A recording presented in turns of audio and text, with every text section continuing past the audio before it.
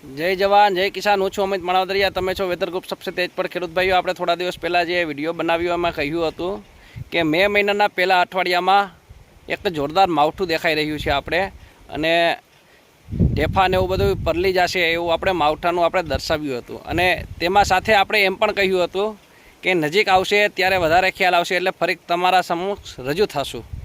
તો હવે આપણે એના ઉપર પ્રકાશ પાડીએ કે શું થઈ રહ્યું છે અને શું થવાનું છે આપણે મે મહિનાના પહેલા અઠવાડિયામાં।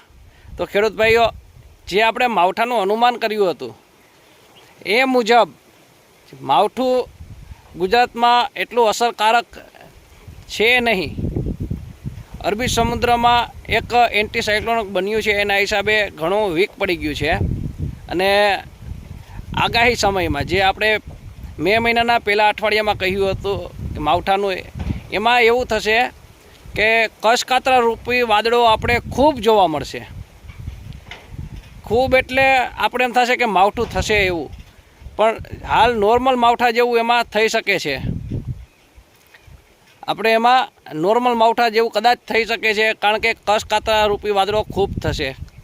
તેમ છતાં તમારે કાંઈ પણ સવાલ હોય તો તમે કોમેન્ટમાં જરૂર જણાવી શકો છો। જય જવાન જય કિસાન, જય દ્વારકાધીશ સૌ ખેડૂત ભાઈઓને।